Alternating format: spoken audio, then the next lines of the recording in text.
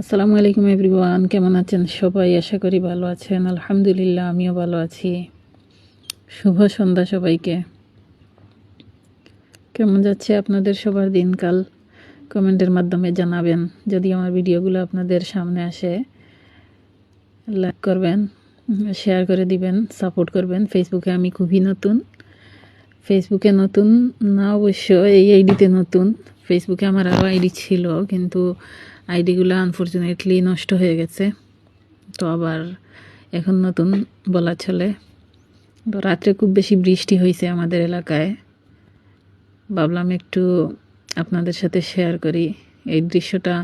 যারা গ্রামে থাকেন প্রতিনিয়ত দেখেন, কিন্তু যারা গ্রামে থাকেন না তাদের দেখা হয় না। টাউনে এই পরিবেশগুলো খুব মিস করা হয়। প্রায় 5 মাস পরে বাবার বাসায় বেড়াতে আসছি।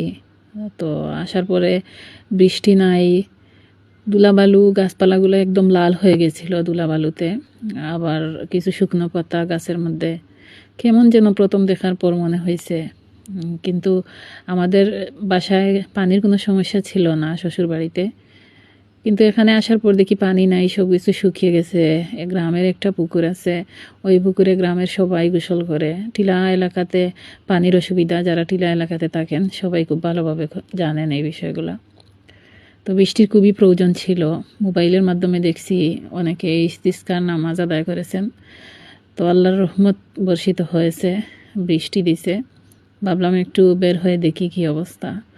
দেখি ওই যে ধুলাবালু গাছের মধ্যে ছিল, একটু বৃষ্টিতে সবগুলা ধুয়ে মুছে চলে গেছে। চতুর্দিকে এখন শুধু সবুজ আর সবুজ। ওই যে দেখেন শুকনো পাতাগুলো কিভাবে নিচে পড়ছে, সাথে কিছু কাঁচা পাতাও। বাতাস দিছে হয়তো, ঘুমেছিলাম, টের পেয়েছি হালকা। তো সকালের পরিবেশটা খুবই সুন্দর।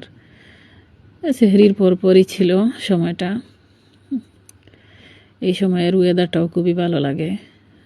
মিস করা হয় অনেক সময়, ফজরের নামাজ পড়ে আবার ঘুমিয়ে থাকা হয়। মাঝে মধ্যে এইভাবে পরিবেশ দেখতে খুবই ভালো লাগে। বিভিন্ন ধরনের গাছ, ভালোই লাগছে। ভাবলাম আপনাদের সাথে একটু শেয়ার করি, আপনাদেরও হয়তো ভালো লাগবে। গ্রামে যারা আছেন তারা প্রতিনিয়ত দেখেন, কিন্তু গ্রামের বাহিরে যারা থাকেন তাদের অন্তত খুবই ভালো লাগবে। চতুর্দিকে সবুজ, ব্যাপারটা আসলেই অন্যরকম। তো এখানে আমাদের এলাকাতে লাল মাটি, অনেকের এলাকাতে আবার অন্যরকম মাটি আছে। যেমন আমার শ্বশুর বাড়ির ওইদিকে কালো মাটি। প্রথমে যাওয়ার পর আমি ওই যে ঘর থেকে বাহিরে বের হইতাম না, মাটিগুলো আমার কাছে খুবই অন্যরকম লাগতো, খারাপ লাগতো দেখতে। এখন অভ্যাস হয়ে গেছে অবশ্য।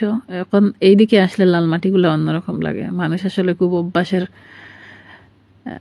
সাথে মিশে যায়।